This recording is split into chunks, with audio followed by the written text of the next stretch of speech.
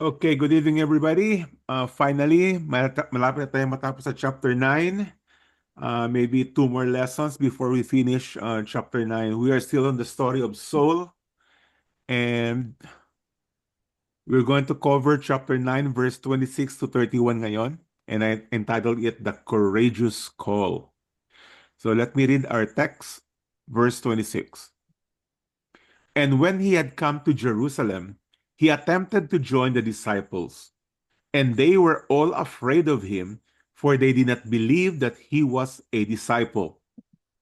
But Barnabas took him and brought him to the apostles and declared to them how on the road he had seen the Lord, who spoke to him, and how at Damascus he had preached boldly in the name of Jesus. So he went in and out among them at Jerusalem, preaching boldly in the name of the Lord. And he spoke and disputed against the Hellenists, but they were seeking to kill him. And when the brothers learned this, they brought him down to Caesarea and sent him off to Tarsus. So the church throughout all Judea and Galilee and Samaria had peace and was being built up, and walking in the fear of the Lord and in the comfort of the Holy Spirit, it multiplied. So again, this is in ang connection to this is starting from chapter 9, no? When Saul was going to Damascus and then encountered the Lord. So tuloy-tuloy pa rin ang story nito. But before we dive into the narrative of verse 26 to 31, let me first ask a couple of questions, and I need a volunteer to answer this, okay? Two questions among all the questions na tinanong ko sa doctrine of regeneration and election. I need your participation, okay? And the first question is, why do we need to evangelize if God already had chosen those who will be saved before the foundation of the world? Okay, who wants to answer that? Para Because it, why do we need to go out pero and it, evangelize? because it is a command to us. Because that is a command. Okay, good. Meron pa? Another reason? Yes, it is true. It's a command. So therefore we should obey. But anything else? Kuya Mike, Yes, Ron. um, kailangan kasing i-proclaim ang gospel para marinig Okay. ng mga tao kung sino man yung nasa audience. And Okay. then kasi yung pakikinig sa gospel, yun ang nagiging daluyan ng paniniwala or faith through the Okay. hearing of the gospel. Yes. You're correct. Pero meron lang konting adjustment. The reason why we need to preach the gospel, because the gospel is the key or ang susi for which those who have been elected will be regenerated. Okay? So, hindi porket preach natin ang gospel that therefore those who will hear will become a believer. Rather, the people who will hear the gospel who have been elected, chosen before the foundation of the world, will be regenerated. Next question. What is the order of salvation? Paano nangyayari ang salvation? One by one. What is the first one? Election. Election. Exactly. So order of salvation, the first step is election. Blair, follow-up question. Kailan nangyari tong election? It is God who do the election. Correct, Nothing from- pero kailan nangyari ang election? Before the world began. There you Before go. the Before creation of creation. the world. Before anything else.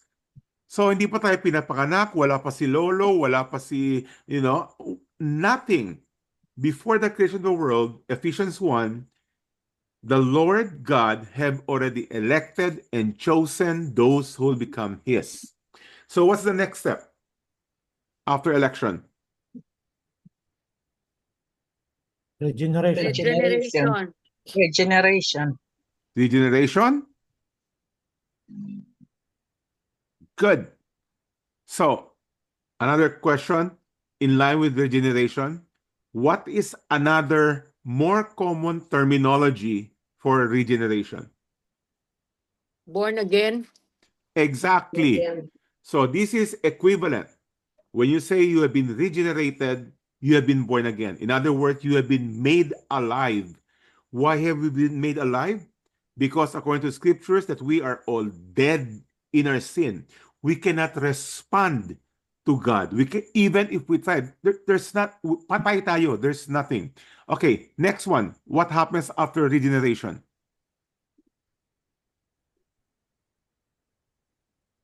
You have to repent. Justification. Repentance. Repent. Repentance, my Repentance and faith. Repentance and faith. Repentance and faith. So regeneration, once you have become alive, now that person becomes sensitive to his sin, to his lostness. And so he would repent and put his faith in the Lord. Question, kailan nangyari to?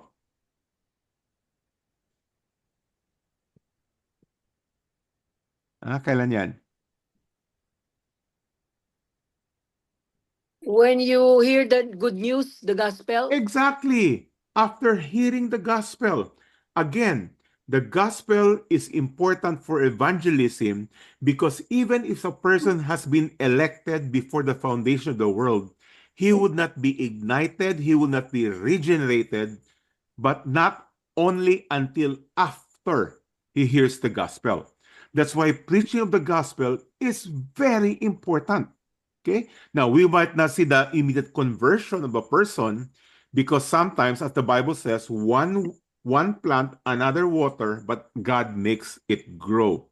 So after repentance, what's next? Parang sa Romans, how can they believe if someone will not share, will not preach, Correct. di ba? Correct. Sa Mhm. Romans.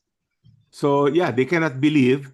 If they don't believe, they cannot be born again, even if they are elected. So anyway, what happens after repentance and faith? What is the natural? Justification. I don't know. What happens? Justification ba? Justification.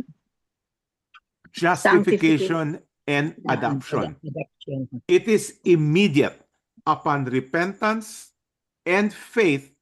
At that very point, you have been justified, you have been made friends with God, and you have been adopted in the family of God. You have been transferred from the kingdom of darkness to the kingdom of light. Okay, they are all the same. Child of God, transferred from darkness to light, justified, pare-parehas na yun. So what happens after justification? Sanctification. Sanctification. Sanctification and maturity. And this is very important as far as our lesson last week. A person who claims to have been born again, justified and adopted without change of lifestyle, there is no evidence, then that person's quote-unquote being born again is questionable because the natural byproduct of a person who have been regenerated, who have put his faith in the Lord, justified, is sanctification. It might be gradual, but there are changes. As Jesus explained in Matthew 13, that a good soil, the one who hears and understands, produces a crop, some to be 30, some 60, and some 100. So our maturity varies from Christian to Christian, but all are moving from one level to another. So what happens next?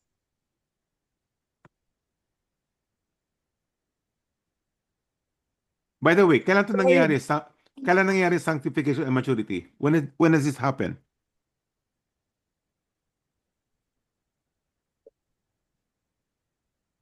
When? Huh? Our life on Animals. earth. Right During our Ah, life on yeah, earth. right now. Right now. Right now. So, again, this is supposedly happening, and these are what we call the evidences of a true conversion. Okay. Next, what happens after sanctification? Glorification. Glorification. Beautiful. And when will this happen? When you die. During the rapture. Okay. When we will be complete in Christ. So this is basically the sequence. I want you to understand this because it has an effect on the things that we're going to talk about today. Okay. So again, the title of our lesson is The Courageous Call. Quick review. Mike, Yes. yung sanctification, maturity, kasama na yung dyan, bearing fruits. That's the same Yes. thing. Yes. Maturity Sige. is bearing fruit or good Sige. works. Same thing. James says faith without works. So the terminology that James uses is works. Jesus, on the other hand, says that the true vine, okay, the true branches that is connected to the true vine produces fruit. So these are all synonym. Fruit, works, maturity, sanctification. Parehas ng lahat yan. So that is where we see Saul now, and a little background on Saul. Remember, before he became a believer, before he was justified, he was a very proud man. He was very confident of the things he has done and his affiliation. His affiliation as a Jew, as a tribe of Benjamin, all the works that he has done, etc. He was full of pride. But then the Lord called him while on his way to Damascus to persecute the church, not to seek God. He was there to persecute the church, to imprison the believers, and even put them to death. And the Lord called on Saul, Saul, why are you persecuting me? And Saul answered, who are you, Lord? So at that very moment, that bright light had blinded him, and he was blind for 3 days. And it doesn't say explicitly in the text, but we can presume that during his blindness for 3 days, he has been evaluating his life, what he was relying on to get him to heaven, on how to be right with God. And after the 3rd day, the Lord spoke to him to go to Damascus, and he'll be meeting a man named Ananias. And Ananias at the same time also had a vision that he was going to lay his hand on a man named Saul. So when Ananias obeyed the Lord, Saul receives back his sight, and more importantly, and is filled with the Holy Spirit. So that terminology, was filled with the Holy Spirit, means that that Saul is now justified and adopted to the family of God. And so the very next line that we see there, Saul was preaching the gospel. And that was our lesson from last week, that a genuine conversion turns a person around 180 degrees. His priorities are different now. His goals are different. The way he lived his life is different. And it's well described in Acts 9, verse 20. And it says there, and immediately he proclaimed Jesus in the synagogue, saying, he is the Son of God. So from being a persecutor of the church, now he's become a preacher of Christ. This word immediate doesn't mean that he was immediately mature. It only means that he has an immediate transition of priority. So he is now speaking about Christ, and he's speaking and proclaiming the Lord. And we also have seen that Saul really was humbled by the Lord, because when he first entered Damascus, He entered by the gate. He has the authority from the high priest. But now, getting out of Damascus, he was lowered in a basket. Grabe. Now, everybody, here's a major question concerning our lesson today. I need a volunteer to answer this. Okay? Ready, everyone? Look at your screen. Here's the question. How does a person look like between election and regeneration? Remember, election happened before the foundation of the world. Regeneration happened after that elected person hears the gospel, repents, and then puts his faith in Christ. So, but how does he look like between those two stages, between election and regeneration? Anybody? Dead. Huh? Totally depraved. Dead. Dead? Okay, Yes. what do you mean by dead? Dead in spirit. Yeah. Yeah, he's still He dead in the spirit because he was just elected but not yet regenerated. But how does Yes. he look like? Ano yung kanyang, personality and everything? How does he look like? Enemy of God. Proud. Enemy Yeah, of he God. still looks like Humble. an enemy of God. He could still be proud, Humble. obviously, because Yeah. remember, yung description natin kay Saul kanina, even before chapter 9, when he was not born again yet, he was not regenerated, he was filled with pride. So Yeah. Mike. lahat ng answer niyo correct. Meron pang dagdag? Mike, Transformed. No, he was not Right. transformed yet. Ah, Between election and regeneration, he's not transformed yet. he is characterized by humility. No, he's not humble yet. He was still proud. Remember, he's not between election and regeneration. Okay, let God me is tell you a- this. Ano, no? Sino yun? Ruby? Dan? But Yes, yeah, B. but a person doesn't know God. Dead. He depraved. He looks like this. I'll show you back. He They are looks exactly alive. like that. They are He physically was filled with pride. He was elected, but he has not yet been regenerated. Okay, is that clear? I want to make it very clear because that is the main point of our lesson today. Assume. That a person, even though he has been elected before the foundation of the world, prior to his regeneration, prior to his being born again, he looks exactly just like this person. Proud, still Self-right. relying on his good works, still relying in his affiliation, and so on. Assuming, exactly. Now, narinig yun na yung kasabihan. And here's ang kasabihan. Look at your screen, everybody. Very important. You have heard of a wolf in sheep's clothing. Tama ba? Yes. Ito yung mga apostate. Ito yung mga false teacher, false believers. A wolf in sheep's clothing. But perhaps it is your first time to hear this. A sheep in wolf's clothing. could it be, Mike, that he is still a false convert? Divided ang kanyang allegiance? No. Again, my question is, how does an elected person look like, act like, Sheep. talk like before being regenerated?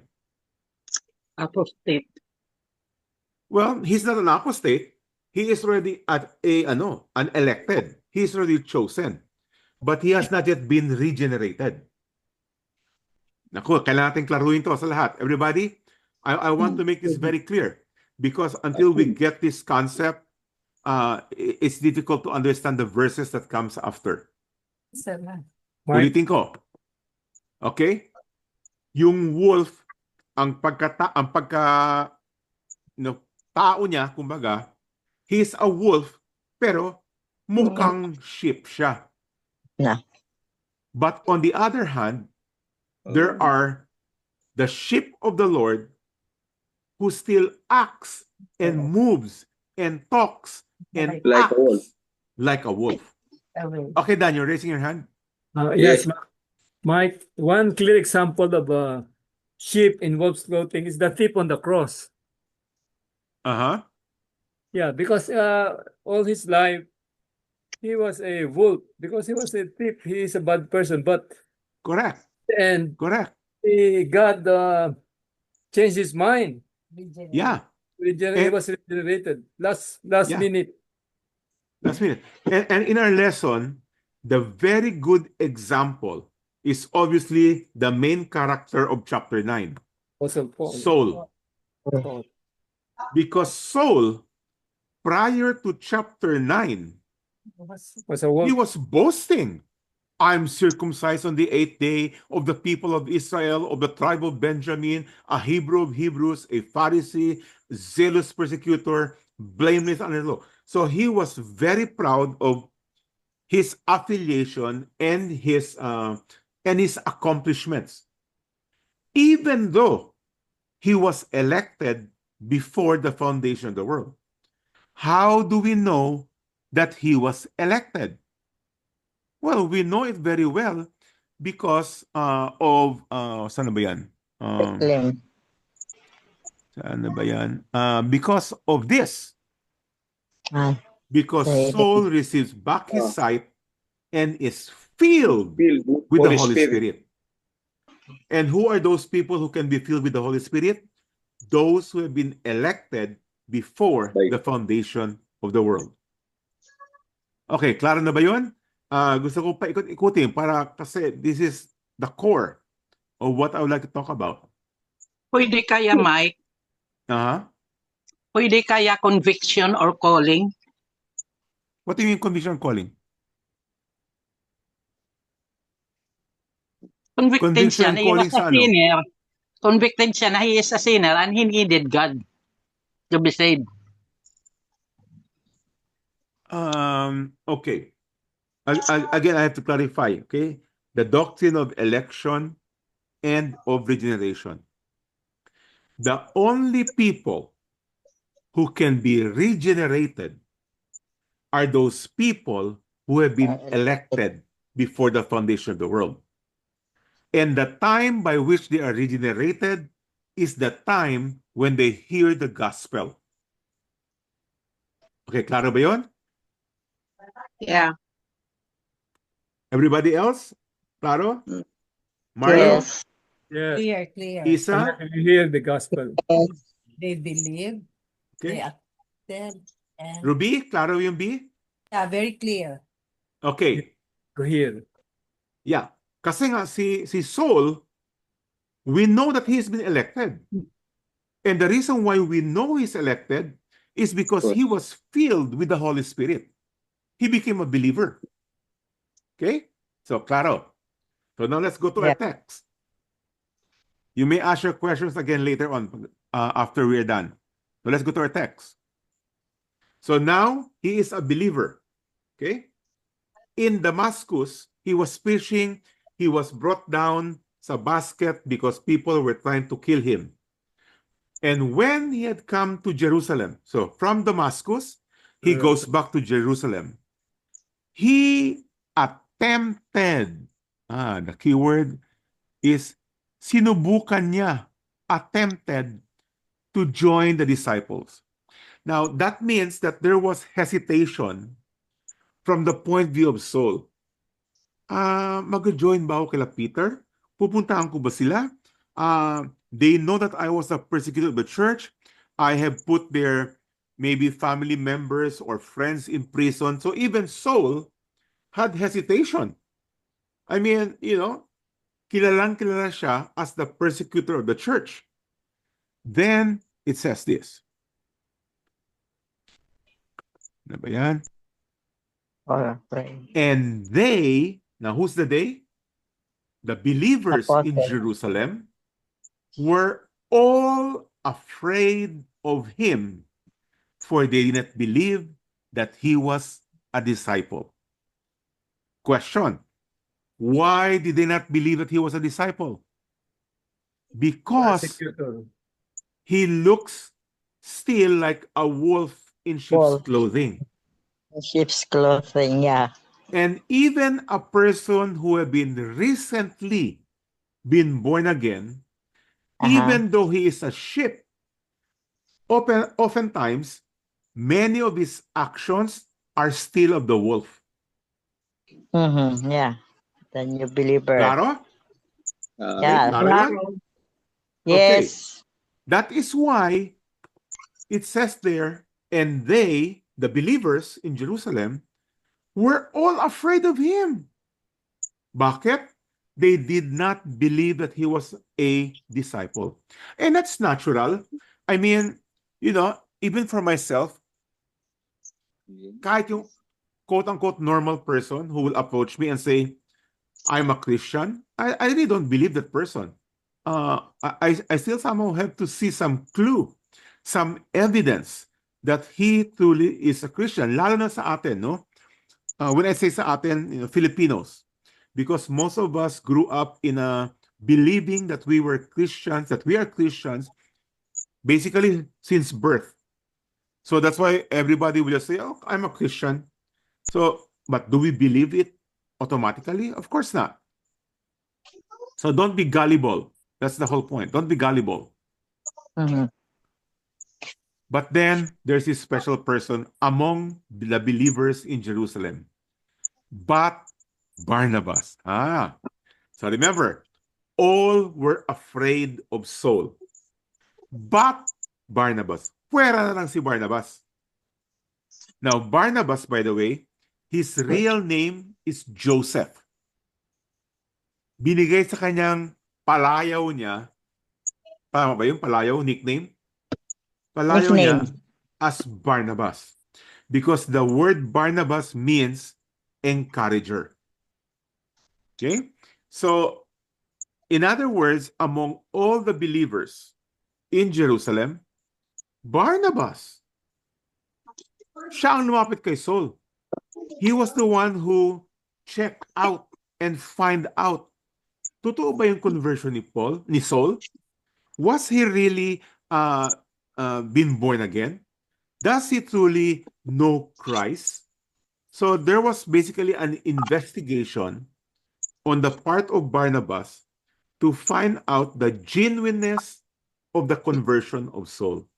And this is a very important ministry, by the way, because a lot of people today in churches claim to be Christians, but we need Barnabases who will check up, evaluate, scrutinize whether that person who claims to be a Christian is truly in Christ. Sometimes we can go to the extreme and simply accept a person's verbal confession na he's a Christian. Uy, si brother ano yan? Si sister ano yan? No. We have to find out. Because it's very dangerous to bring into fellowship a person who is a wolf in sheep's clothing. The problem, I think, in many churches today, we try to bring into the flock people who are wolf that only looks like a Christian. And at the same time, the opposite happens. We are very hesitant to bring into fellowship a sheep in wolf clothing. And we will not find out unless we become like Barnabas, who approached Saul, questioned him, found out exactly what had happened. So Barnabas took Saul and brought him to the apostles and declared to them, ito importante, and declared to them how on the road he had seen the Lord who spoke to him. Now that tells us that Barnabas knew the story of Saul. Kaya sabi ko nga Barnabas actually had an interview with Saul. He was the only one who was willing to find out exactly what Saul meant when he says that he is now a Christian. Sometimes tayo, we are very easy just to say, oh, Kristiyano ka pala. We can go the, ano ba yung tawag dito ngayon? Yung unvetted. Okay, di ba? Marami ngayon illegal entry. Because we do not have a proper vetting of a person if he's truly in Christ or not. But Barnabas actually took that responsibility, interviewed Saul, and then when he was convinced, he brought Saul to the apostles and said the story of Saul on how on the road he has seen the Lord and spoke to him. And not only that, it says here, and how at Damascus he had preached boldly in the name of Jesus. So not only his story about meeting the Lord and the miracle of the heavenly light, but the actual conversion of Saul, where his life was transformed from being the persecutor of the church to boldly preaching the name of Christ. You see, there is no better indicator that a person is truly in Christ when he continually speaks about Christ, speaks about the Bible, speaks about the church, speaks about doctrines, and so on. That is a very good indicator that the person have actually been truly regenerated, not just a verbal confession. Verse 28. So he went in and out among them at Jerusalem, preaching boldly in the name of the Lord. So what he did in Damascus, now he does in Jerusalem. That is exactly an indicator, a picture of a true believer. It doesn't matter where you put him. You put him in Manila, he talks about Jesus. You put him in Zamboanga, he talks about Jesus. You put him in Spain, he's talked about Jesus. Doesn't matter. And that is exactly what Saul did, whether it be in Damascus, now in Jerusalem. And he spoke and disputed against the Hellenists. Hellenists are Greeks. Okay? So, Greek Jews. Yun ang background nila. They're Greeks. Now, the word here, now, it's a very strong word, is disputed. You see, preaching involves disputing. Preaching is not a one-way street where you simply speak. Rather, preaching involves that the person you're preaching to have an opportunity to talk back to you. May Clarify things. resistance. Ask questions. So, Corinthians, I read this last week and I'll read it again. Paul said to the church in Corinth, "For the weapons of our warfare are not of the flesh." Number one, Paul is saying, if you're not aware, Christian, masyadong malaki. If you're not aware of this, Christian, we are at, ba't ang laki? Okay, andali. Palitin ko pa. Yun. If you're not aware, brothers and sisters, those of you who are here online right now, you as a Christian, we are at war. And the war we are fighting is not of the flesh, not material, not physical. Rather, the war we are fighting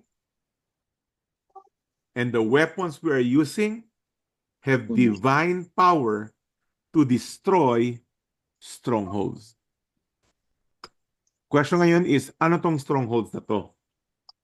Strongholds are ito.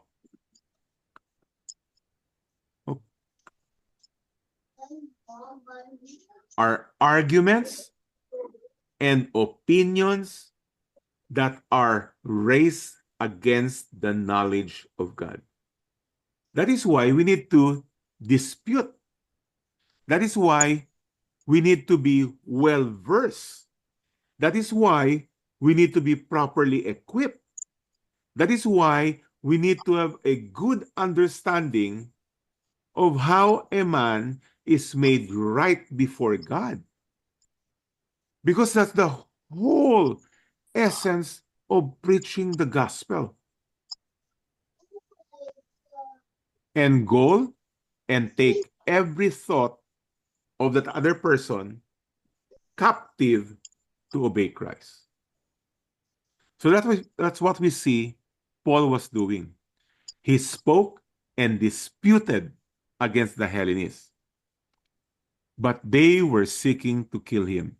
Now we have to understand this, that again, not every person will be appreciative of your hard work to share with them the good news of the gospel of Christ. Not everyone. As a matter of fact, we have to understand that the majority of the world will not be accepting the gospel. But all at the same time, as we have learned, that the gospel has to be preached so that those who have been elected before the foundation of the world will be regenerated after they hear the gospel. John 10 says this, I told you and you do not believe. So even Jesus, who was preaching to them, the people did not believe. The works that I do in my Father's name bear witness about me. In other words, my miracles are telling you that I am who I claim to be. Now, verse 26, very important. Look at this. But you do not believe. Why? Why don't they believe? Because you are not among my sheep. Wow! So why does a person not believe? Because you are Jesus not speaking. Because they are not my sheep. Another way of putting it, because not they have chosen. not been elected before the foundation of the world. So people who have not been elected, no matter what kind of strategy you use to share the gospel, they will not believe. As a matter of fact, just like this text, they will only want to harm you, to kill you, to insult you, to whatever Persecute. else, to persecute you, and so on. So that's the reason why they do not believe, because you are not my sheep.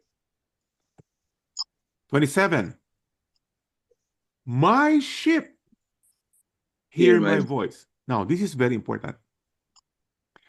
When did the people become the sheep of the Lord? Before hearing the gospel or after hearing the gospel? After hearing and understanding the gospel. Wrong. For Before. They are already the sheep of the Lord. Who are considered the sheep? Those who are elected before the foundation of the world. And those who are elected before the foundation of the world, what happens with them? They hear my voice. So again, unless a person is elected,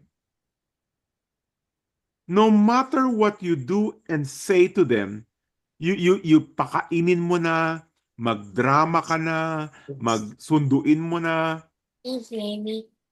they're dead in their sin. They could not respond. And the Lord says, and I know them, and they follow me. And then interesting, next line. I give them eternal life, and they will never perish. Now, that is the letter P of TULIP, the doctrines of grace. What is the letter P? Anyone? Perseverance of the saints. Perseverance of the saints. In other words, in a simple language, once saved, always saved. Because Yes, sir. salvation is not because of your action. Rather, salvation is a gift of God that was given to those who have been elected before the foundation of the world. And this ship, the Lord says, no one will be able to snatch them out of my hand. So, can you lose your salvation? No way. No. No way. So, You cannot. Unless you are depending on your own works. And if you're depending on your own works, you truly have not been born again. Because salvation is the gift of God. John 1, not born of a human will, not of a father's desire, but born of God. Wow. Of works. Are all of these things, itong lesson natin, especially the past 3 weeks, are this, sinking in sa mind nyo on the doctrine of salvation? The doctrine of soteriology? Again, soteriology is a technical term of the doctrine of salvation. Okay? So they were seeking to kill him. Those who do not believe, because they are not my sheep. And when the brothers learned this, now these are the genuine brothers, true believers. And when the brothers learned this, they brought him down to Caesarea and sent him off to Tarsus. Now it's very very similar to Damascus. So Damascus, the brothers also helped Saul escape by putting him in a basket. Now here in Jerusalem, they brought him out to Caesarea and finally off to Tarsus, basically out of Jerusalem. And here's something else we need to understand about this. A true, passionate, zealous person who is justified, truly been born again, elected, regenerated, adopted to the family of God. When you are very passionate, you will attract persecution.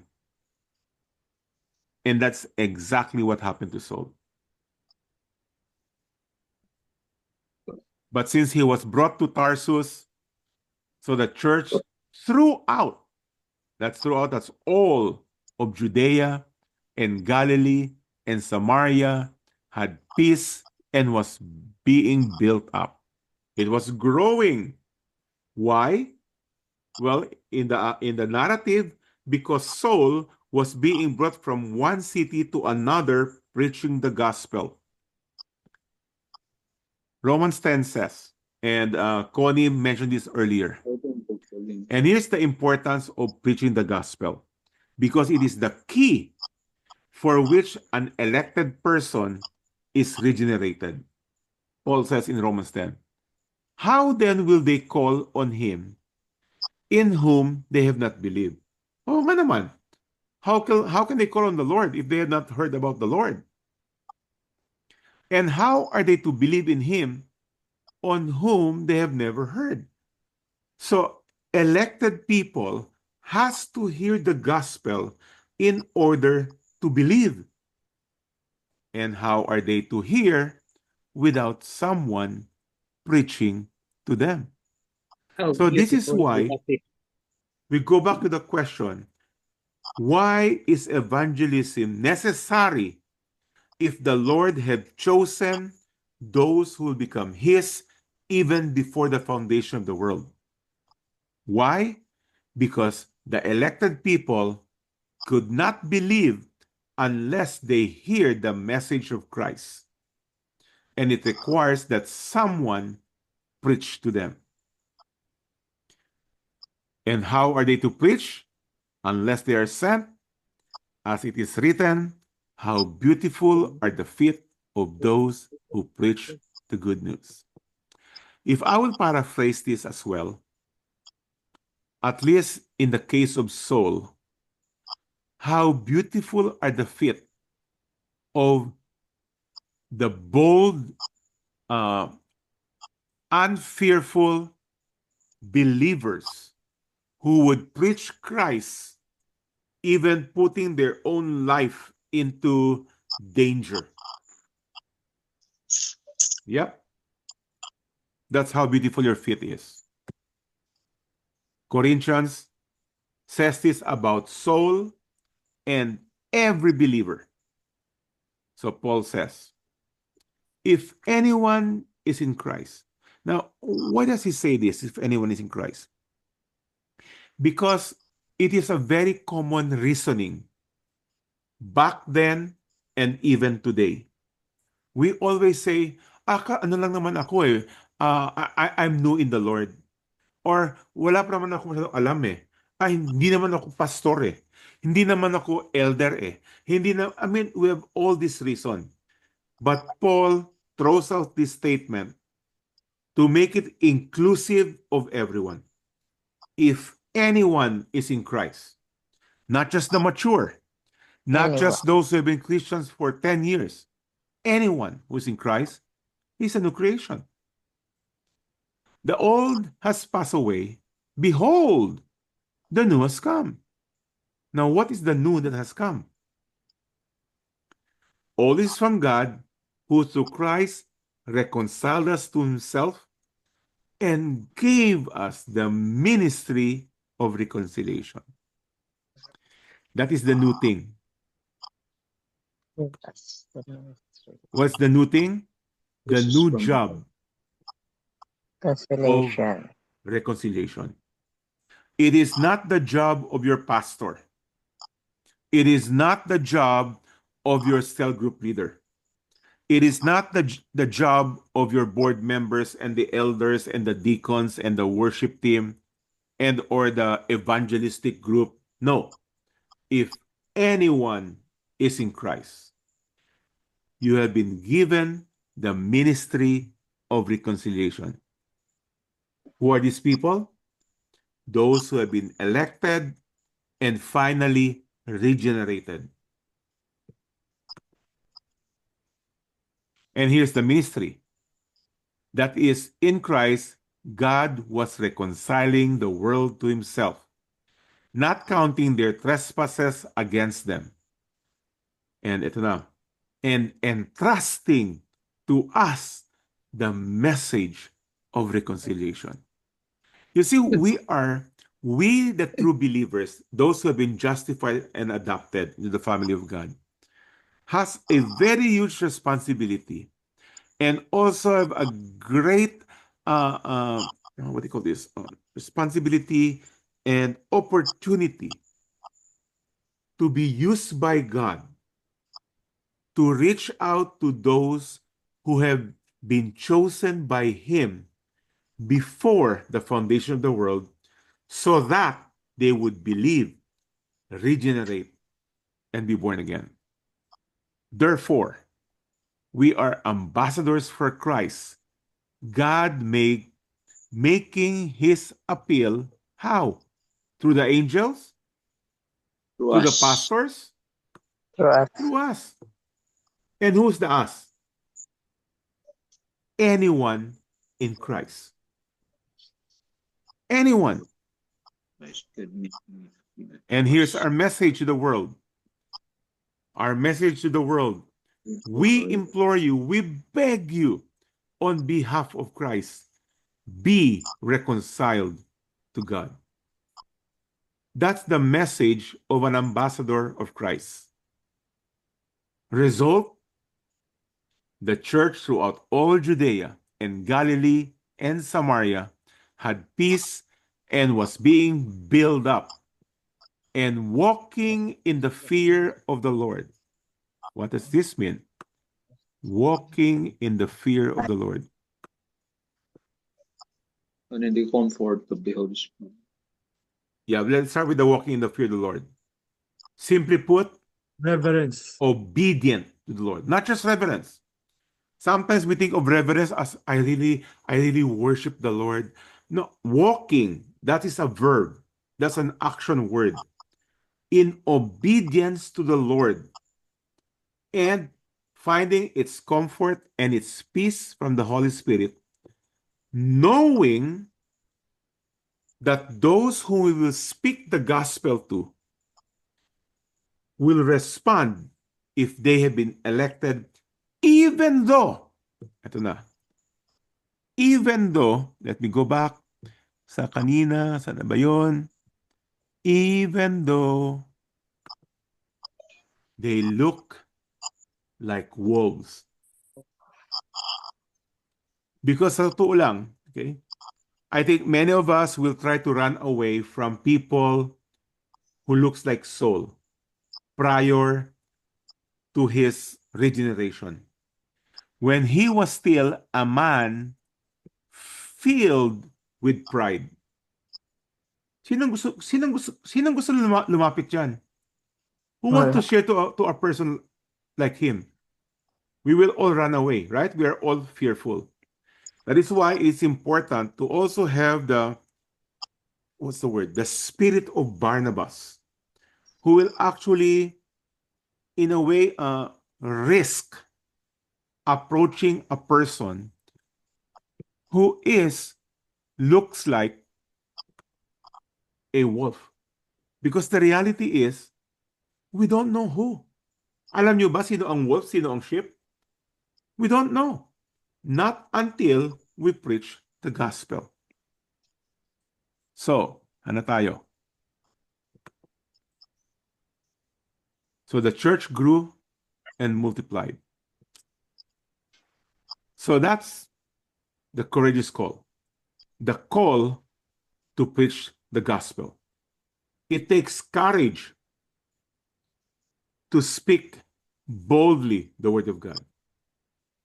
And for our own,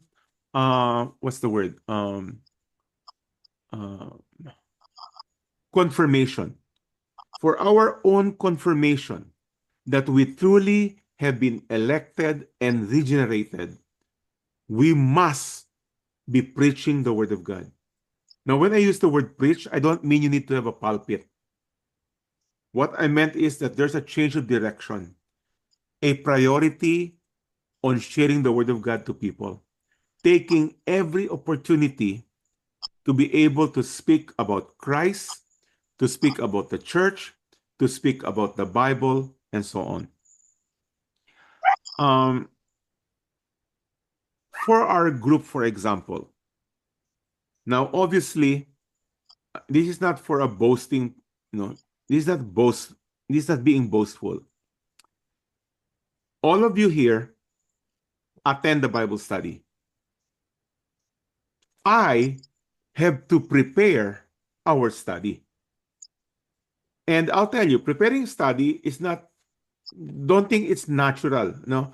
Si Mike, pinanganak yan na, handa niya magturo. It doesn't happen that way. I have to study, I have to do research, I have to prepare my PowerPoints, and so on. So what I've thought that on top of our recorded video, which I hope you're also passing on to others, starting Sunday, February 1, I'm going to create a short devotion, a 3-minute devotion that you can share to all your contacts. And again, February 1 yun. Just take a look at our chat group and I will post it. I might even post it earlier. Baka by tomorrow or ano ba ngayon dyan? Sabado na ngayon, no? 31. So maybe Bukas, later on February 1 I can post it later. The whole idea is that, of course, you benefit from it, but your job as an ambassador of Christ is to pass it on to as many people, not as many, to all your contacts, whether it's sa Pilipinas or anywhere in the world. Okay. Because in the end, as Paul have said, to live is Christ. While we are still alive. And my presumption is that lahat tayo dito buhay pa, di ba?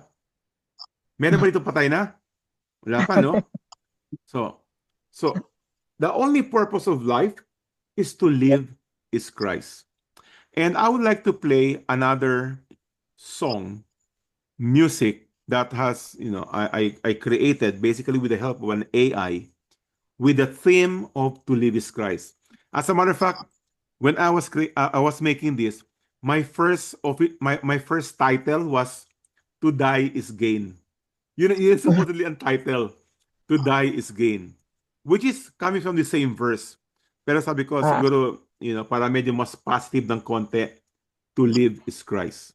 So I'd like to play this song, and really it communicates our purpose on why we are still alive. Okay, so let me go here. Let's listen to the song.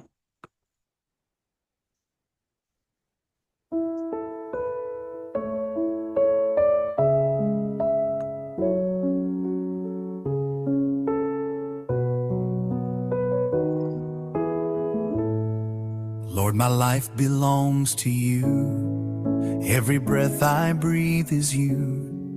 Every day I walk in faith, trusting in your loving ways. In this world I live for you. In this life your grace is true. You are all I'm living for. You are all I'm hoping for. You are my joy, you are my song. You are my strength to carry on. To live is Christ, to die is gain. In you alone I will remain. Whether I stay or go your way, my heart will trust you every day. To live is Christ, to die is gain. My life, my death are in your hands. Jesus, you are all I need, now and for eternity. If I remain, I'll serve your call, love your people, give my all. Share your truth, your saving grace, lift your name in every place. But if you call me home one day, I'll lay this body down and say, Lord, my joy is found in you. I will see you face to face. You are my hope, you are my peace. Your perfect love will never cease. To live is Christ, to die is gain. In you alone I will remain. Whether I stay or go your way, my heart will trust you every day. To live is Christ, to die is gain. My life, my death are in your hands. Jesus, you are all I need, now and for eternity. I long to be with you, my Lord. That is my greatest reward. But I will stay if you still call. To love and serve you, give my all. My times are in your perfect plan. My days are in your loving hands. To live is Christ, to die is gain. In you alone I will remain. Whether I stay or go your way, my heart will trust you every day. To live is Christ, to die is gain. My life, my death are in your hands. Jesus, you are all I need, now and for eternity. For me to live is Christ, I sing. For me to die is everything. My hope, my life, my victory won, forever with God's only Son.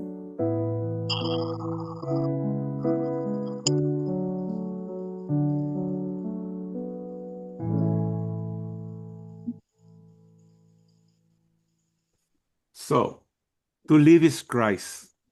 And what it means to live is Christ is to do His will, to do the calling that He has given all of us. And that is to go preach the gospel, because the elect has to hear the gospel And when the gospel is heard by the elect, then as it says in the text earlier, that multitudes, a great peace, the growth in the church. Okay? Thoughts, question, comment, and or clarification? Everybody? Mike, Our videos ako na? ba? Mauna. Oh, sige, mauna ka na. Yeah. Sinabi mo kanina na when you preach boldly, you will invite persecution. Ganun ba? Tama ba yung narinig ko? Yes. Okay. Oftentimes, not of- all the time. Depends on where Not you all. are. Okay. In the case of Paul, nagkaroon siya ng ganong mga persecution because Jesus himself said to Ananias when Ananias was called by you, I will show this man how he will suffer for my sake. Pero So sinabi how- rin sa atin yun, boy. Ha? Sinabi rin. Oh, Alam mo sinabi saan? niya kay Ananias. Pero hindi niya sinabi yung kay Paul. Hindi lang kay Saul. That statement was also said to every believer in a different way. Kasama tayo. In John 10. In this world, you will have trouble. It was not given to Saul. It was given to every believer. Ang ibig ko sabihin, Mike, na specific yung kanyang pagkaka-mention kay Paul, kay Ananias nga, I will show this man how he will suffer for my sake. Yeah, but that's the same thing. Ano yun? The Lord already told us also, we are going to suffer in this world. It just so happened that the narrative is on Saul, but later on to everybody else. Every believer. Subukan mo. You try to go out and be boldly preaching the word. Try it. I'm not kidding. You'll start to see people go against you, starting with your family, starting with your friends, and then finally you'll call the attention of the government. Resistance. May resistance. Oh yeah. Lalo na depending on Grabe which yan. country you are in. It just so happen na nasa Pilipinas, medyo acceptable yung Christian, ganyan. But try to do it in a different country. But you will be persecuted. It's not even a possibility.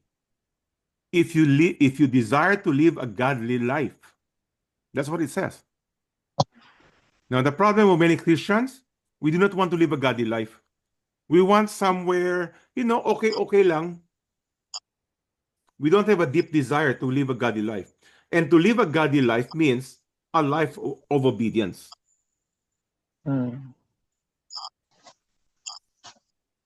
Okay?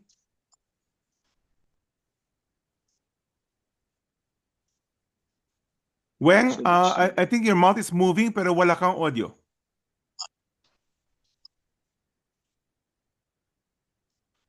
Anybody else?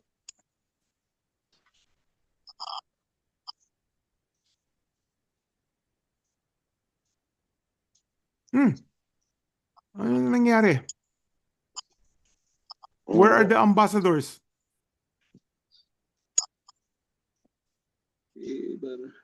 Isa, Yeah. ano na?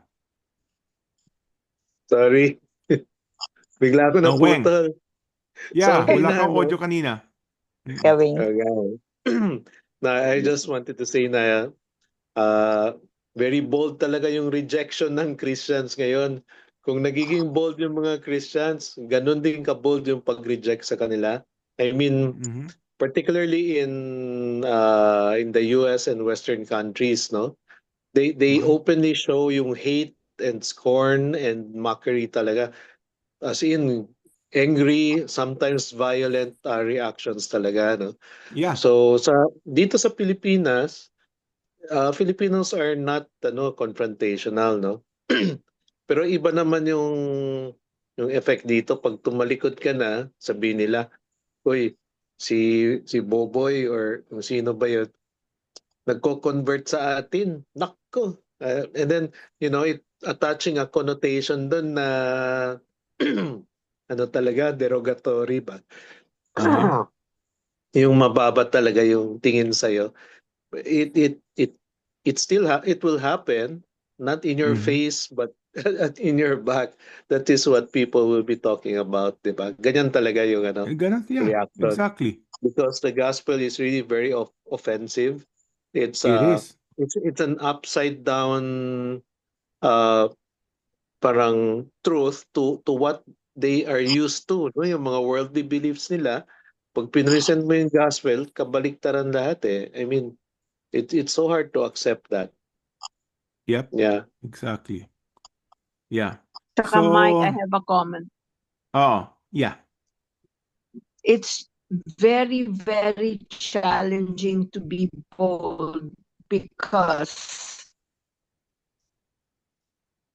first and foremost, Naku, putol-putol we ka, ate. have to be very knowledgeable about the skangan. Kompleto yung armas mo, punta ka sa gera. Ready ka to fight, di ba? Kasi kung mahina ang knowledge mo of the scriptures, it's really hard to be daring and bold. Correct. That's true. But the question is, why don't you know? You know, there's not a biblical Lack of statement, study. but a Chinese proverb. Okay, let me say this. A Chinese proverb, not scriptural proverb. Chinese proverb. Here's what it says. When the student is ready, the teacher will appear. What does that mean? The only reason why students don't grow, because they have no interest. That's the only reason. So, but when you are ready, the teacher will appear. Again, it's a Chinese proverb, it's not scriptural, but the point is that for those who are truly seeking, they'll find it. I mean, think about it right now. Kaya nga, di ba, from lesson last week, there are those who are 30-fold, 60-fold, and 100-fold as far as their fruit is concerned. Bakit yung isa 30 lang, yung isa 60, yung isa 100? Bakit? Anong difference? Maturity. Sanctification. And what brings sanctification? Your word sanctifies. Your word is truth. So for example, dito sa atin, some of you, after attending this class, you will review the video 2 times, 3 times, 4 times, 5 times. By the way, if you're not aware, I'll tell you now. I watch, kasi ako, I'm really a John MacArthur, disciple, if I may use that term. I watch his sermons, one sermon, 5 times, 6 times, 7 times. Because it doesn't, hindi nag-sink in eh. I want that aha moment. Yung pala yun. See? Remember in Matthew 13, when Jesus gave the parable of the sower, after he gave the parable that there was a bad soil, thorny soil, rocky soil, and good soil, after he gave that parable, people went home. So question, what did the people learn when they went home? Pag uwi sa bahay, tinanong sa kanila, anong tinuro ni Jesus? Anong sagot nila? Farming. Tinuro niya sa amin na kailangan pag nag-farm, you select a good soil. Na pag yung soil mo may mga bato, you have to take out the stones. See? Agriculture. Agriculture ang natutunan nila. But who actually have learned? Because after the people left, only the disciples came to Jesus and said, Jesus, what do you mean about all of this soil, about this bird, and so on? See? So a lot of people are like the rest of the people. They go to church. Pag uwi, ano ginawa? Tapos na ako mag-church. Actually, Mike, etong recording natin is very helpful for me because I keep on repeating the lesson. Because in one pasada lang, it does not sink in. So I really have to review 3 times, 4 times to really, understand the point. Yeah. So again, yeah. Kaya nga, that's why maybe some of you here are 30-fold, Some of you here are 60-fold. Some of you are 100-fold. And it's not always because of time. I repeat, it's not always because of time. Hindi ka 10 years na ako Christian. No, doesn't matter. It's not based on that. Mike, Yes, Weng. Mike, yeah, Mm-mm. but I want to add lang na we can be parang knowledgeable expositors talaga, no? And then we Mhm. can be apologists talaga, sagutin talaga lahat ng mga tanong. But Mhm. I also believe that there is a way to share the gospel in a simple way, but also, being a witness, a powerful witness to how the Lord is working in your life, right? And kasi parang when I think about ambassador, I think about a dignified person who is representing his kingdom Mhm. well, no? Yung dignified siya, parang with integrity siya and so on. Hindi naman kailangan yung parang ready gumigera talaga yung nakikipagsagutan eh. Yeah. And knowing that we depend on actually the grace of God and the leading of the Holy Spirit, because it is God's word that will convert people, di ba? So I think in our own way, habang nag-aaral pa tayo, nag-equip pa tayo more and more, Mhm. it should not stop us. Naku, hindi pa ako ready, kaya hindi muna ako mag-share ng gospel. Correct. Because even sharing it simply can be what is all Yeah. that God needs, no, to Yeah, get and to talking about that, Weng, transform. that is really have to change our mindset to evangelism, because in the end, salvation is the work of God. So yes, you might not be mo, hindi ako magaling, and so hindi pa ako marunong eschatology, soteriology, ano ba yung mga yan? No. Even Saul, it says immediately. And then the very next line, and he continually grew. So you don't have to be grown up, kumbaga, to start doing the work of an ambassador.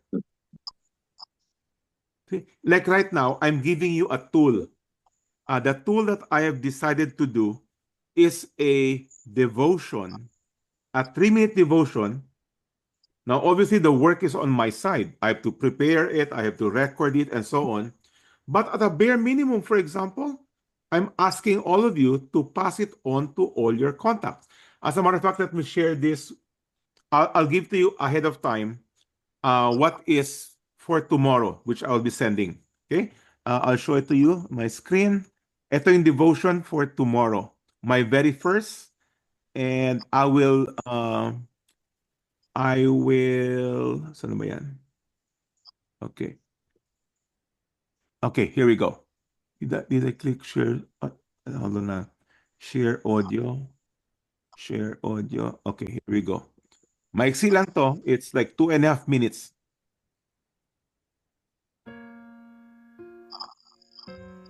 Living for God's glory alone. The ultimate purpose of the Christian life is not personal fulfillment, comfort, or success, but the glory of God. Scripture declares, whether then you eat or drink or whatever you do all to the glory of God. 1 Corinthians 10, verse 31. Every aspect of life falls under this all-encompassing call. God is most glorified when His people live in joyful obedience to His word. True godliness is not confined to public worship or spiritual moments. It is expressed in daily faithfulness, unseen obedience, and quiet trust. When believers live for God's glory, even ordinary tasks become acts of worship. The flesh seeks recognition, but the Spirit produces humility. Living for God's glory means denying self, exalting Christ, and submitting every ambition to God's will. It is in losing our lives for His sake that we find true purpose and lasting joy. Whether then you eat or drink or whatever you do all to the glory of God. 1 Corinthians 10, verse 31. A life aimed at God's glory is a life well spent. Nothing else endures. Nothing else satisfies. God alone is worthy of our highest affection and wholehearted devotion. Let us pray. Glorious God, as this day begins, turn my heart away from self and fix it on your glory. Help me to live in humble obedience, to honor Christ in every thought and action, and to do all things today for your glory alone. Amen. Now go, be a blessing.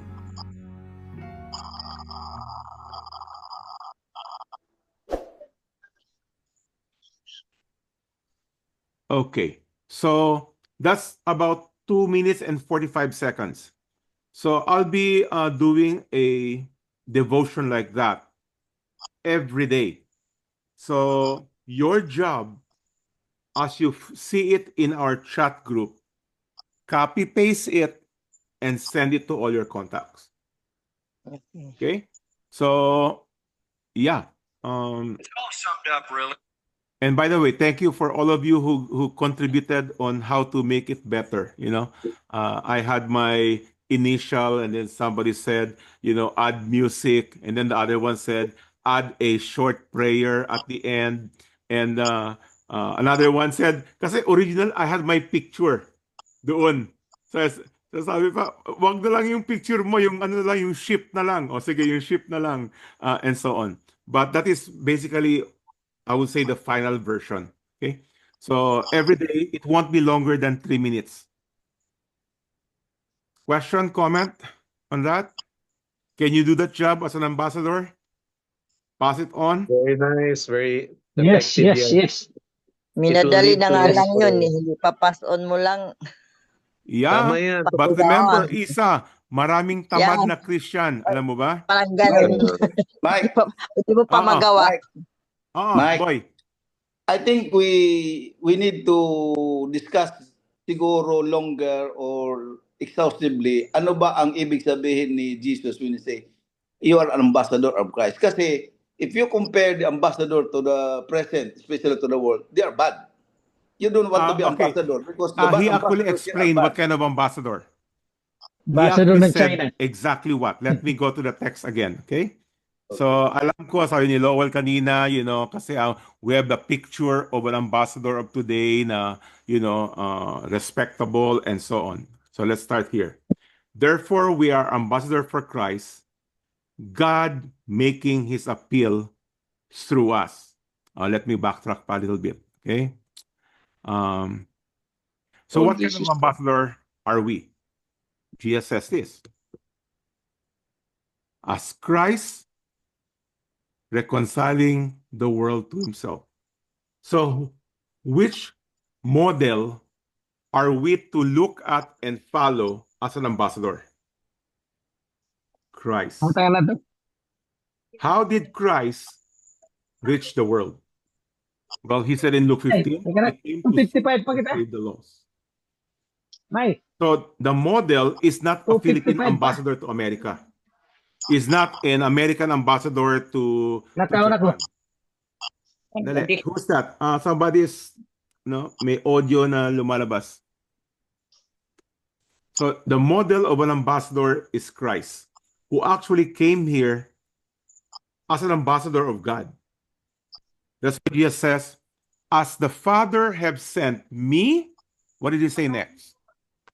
I am. So I'm So sending I you. sent you. Did you charge already? So that's the model. Dali, may mga nagkasigawan dito. Isang lag ko lang bahaw kay katong ko. Ayun. Okay. Manix. May bahaw raw, may bahaw. Okay. So, okay ba, boy? So, the model is not a country's ambassador. The ambassador example is Jesus, whom the Father has sent.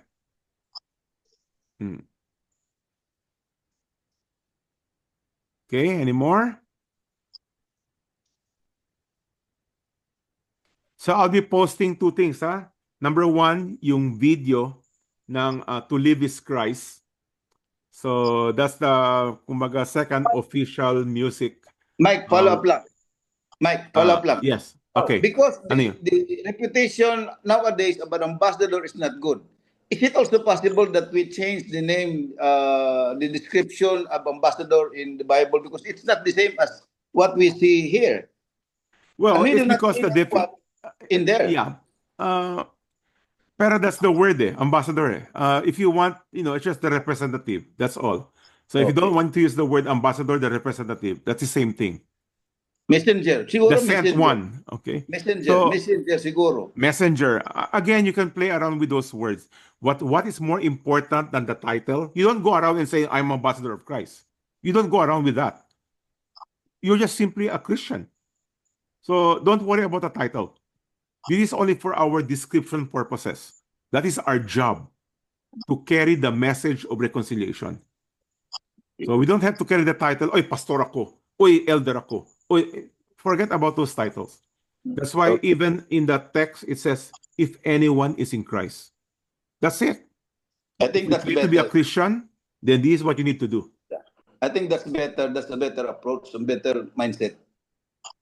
Yeah, that is exactly what it says. What it is. That's why Paul explains that.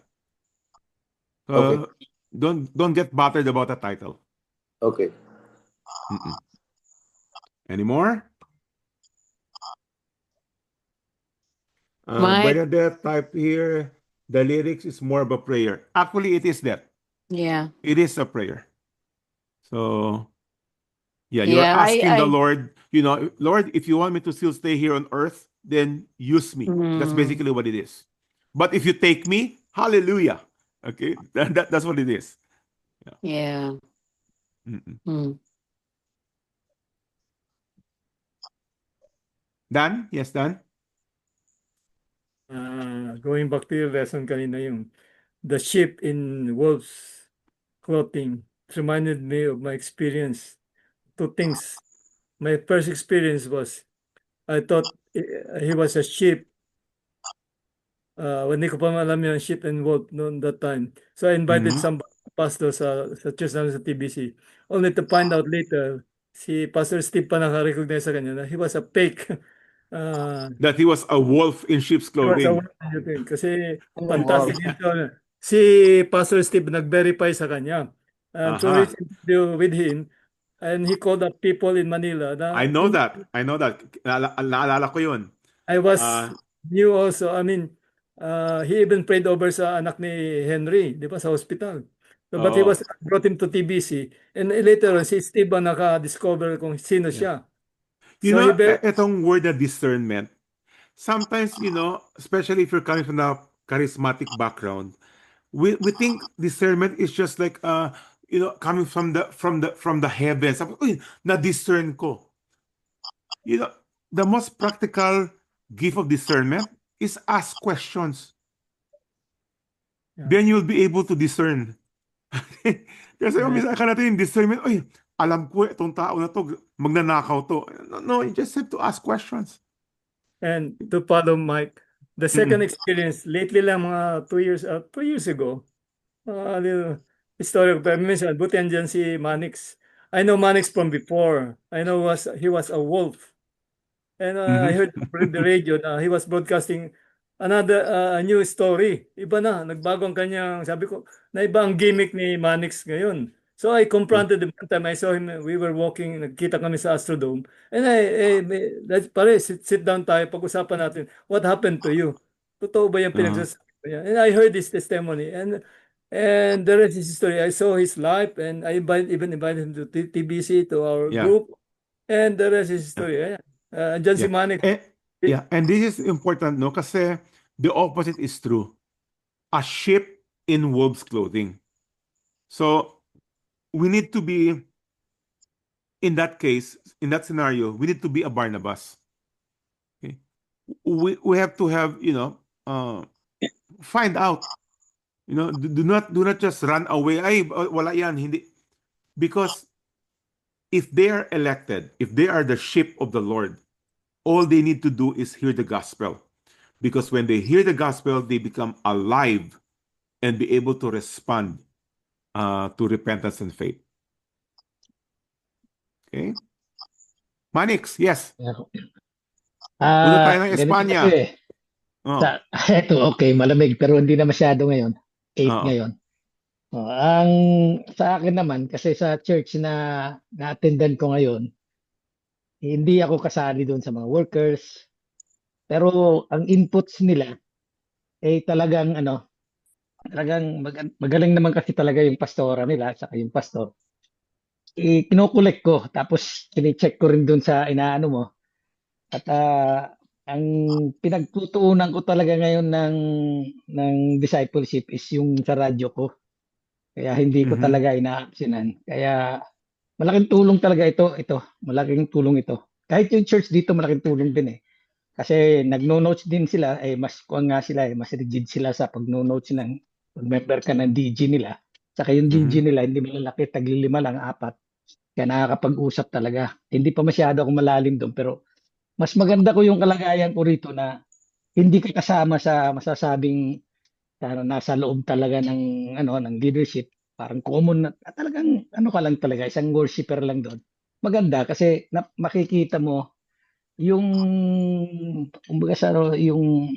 yung challenge na maging humble, yung magpakumbaba, yun ma-internalize mo. Di parehas nung nandyan ako, pagpasok ko pa lang sa TBC, kabago-bago ko lang sa TBC, si Manix Marta ito yung broadcaster, ito yung tao ni Mayor, yung parang hindi ko gusto dahil parang may pangalan na ako, nauuna na, kaya yun nga lang ang persecution ko doon, mas malaki dyan. Mas malaking persecution dyan kasi sa dami ng nakakilala sa akin na masamang tao, tulad ng sinabi sa akin, narinig natin ngayon kay Brother Dan, totoo yun. Kahit siya, sabi niya ba, anong pinagsasasabi nito, wolf ito dati eh. Kaya tinawag niya ako talaga. Yeah. By the way, mo sa radyo, ginamit mo yung word na wolf dati. There's no such thing as wolf dati. Because you are sheep before the foundation of the world. You only look like a wolf. But the Lord says, my sheep, here's my voice. So every sheep is already a sheep even before the creation of the world. They only look like wolf. Yun ang picture na binigay ko kanina. Yung a sheep in wolf's clothing. Yeah. Anyway, bless ako. Thank you. Praise the Lord. Thank you kay Brother Dan. Kay Brother Go be Dan a blessing. Okay? Go be a blessing. Yung bang act like a wolf, yung bang look like a wolf, kasama doon yung act like a wolf. Oh yeah, Kasi, acts like, talks like, walks like, breathes like. Yeah. And all of us, if you are now truly in Christ, if you are truly in Christ right now, prior to your regeneration, you are acting, moving, talking, walking like a wolf. And as a matter of fact, until today, many of us, nandiyan pa rin yung kaliskis ng wolf. Okay? Nandiyan pa yung buhok ng wolf. May remnant. Yeah. May tatanong ako. Yung bang thief on the cross, because the way it appears, hindi naman siya nakarinig. Nobody shared the gospel to him. Chosen ba siya? Elected? Oh yeah. How do you know? Jesus said, you will be with me today in paradise. So the mere fact that he's going to paradise with the Lord, then therefore he is a believer. You don't need to be able to read and then he repented and then he put his faith. You don't have to read that. Because the mere fact, his soul, that he was filled with the Spirit. Now, who are the people who can be filled with the Spirit? Those who have repented and put their faith in Christ. Hindi mo na kailangan sabihin, and then soul repented and then put his faith in Christ. You don't have to do that. Okay? But good, One more thing, Mike. One more thing, Mike. Si Barnabas, eyewitness siya doon sa calling, doon sa No, Damascus, di ba? no, Hindi siya no, eyewitness doon. he was not in Damascus. But that Oh, tells us that he actually investigated kung sino talaga to si Saul. Totoo ba talaga na he started to preach? Totoo ba talaga? Kaya nga, kasi may verse doon na sinasabi na ano siya, nandoon siya. When the saan Lord, sinabi? kanina, inano mo sa ano, Wala sa akong nakita. screen. Wala akong nakita that he was in Damascus. He did not say that. He was not. Okay, pinapabilis ko lang kasi oras na tayo. So I want to officially close, but obviously, if you still have questions or comments, you're free to stay. But I would like us to close. If you take a look at my background, ano nakita sa background ko? Ano nakita ba sa inyo? A blessing. Go be a blessing. Because everything we are learning here is not only for our own consumption. The whole point is that you can go and be a blessing. So I'll give you as a third bonus ngayon. I also created a minute and a half, and this will be our closing. A minute and a half of a song Pahabol. called... Oh, sige, Alice, pahabol. Oo. Kasi Oh, ano yun? kanina, di ba, sabi mo, pag nagbabasa ka ng word, ng Bible, in one setting, hindi mo maintindihan. Aha. Okay. Pero pag nag-uusap, pag may instruction ako sa anak ko, isang beses lang naintindihan. Anong pagkakaiba? If God's word is living, buhay siya, bakit hindi ka agad maintindihan? Ba hindi maintindihan? Because like anything else, you have to exert efforts. Did the disciples understand the gospel immediately? Actually, at the very end of the ministry of Jesus, alam mo sabi ni Jesus sa mga disciples niya? Anybody? Ano sabi niya sa mga disciples niya? Are you still dull? How long am I gonna stay with you? Naiinis na si Jesus. Kumbaga, hindi niyo pa rin mag-gets? Now, why do people not get? Many reasons. Yes, that's it. Many reasons. Number one, you have not exerted effort. Number two, you are busy with sin. Number three, you are busy with other whatever else is keeping you busy. It requires focus. That's why it says, meditate on the word. Sabihin ko sa inyo ulit, does the word come automatically clear sa akin? No. Lowell is my classmate. Ano ba si Lowell? Lowell is my classmate from grade school, from kinder. Kilala niya ako, hindi ako nag-aaral. Pag meron mga volunteer na mga ganyan, umaatas ako lahat. Bernadette also knows me from college days. That I'm bulakbul. I don't even read books. Nothing. Nandun lang ako sa bilyaran lagi, no? Bilyar lang. But, once you start to give attention and focus, you'll be surprised how things get to, have a eureka moment.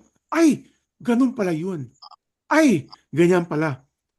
So, you see, I read books, I read commentaries, that's why I can explain. So, that's the same thing. Kaya nga sabi ko kanina, this is a recorded video. You might want to watch it again.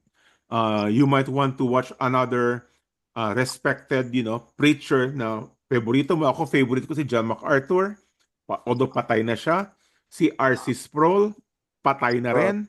And there are several other people. I want to see and hear their thoughts on the same subject. See that? By the way, all the devotions that I'll be doing are primarily coming from John MacArthur. Kaya lang si John MacArthur, Amerikano. Okay? Pati pag magsulat yun, very scholarly. So all I did was get his writing, read it, simplify it, shorten it, put it into a video, and then, kay Mike na yun. even Paul said kay Timothy, ano sabi kay Timothy? Timothy, follow me as I follow Christ. Gaya-gaya lang yan. Just make sure na yung ginagaya mo tama. Okay? Sige, we have to officially close, but let me play this song It's very short, and this is our closing song. Okay, it's called "Go Be a Blessing." We have been loved with a perfect love. We have been saved by amazing grace. We've been called out of the dark into light. Now we go share the hope in Christ. Go be a blessing wherever you go. Go be a blessing, let His love show. Speak His truth and walk in His way. Go be a blessing every day. Let your light shine before all men, so they may see and praise Him. Go be a blessing wherever you go. Go be a blessing, let His love show. Speak His truth and walk in His way. Go be a blessing every day.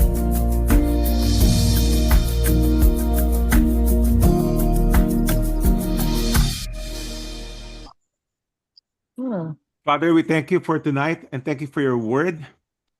Indeed, we are to go be a blessing because we are your ambassadors, used by you to reconcile the world for those whom you have elected before the foundation of the world.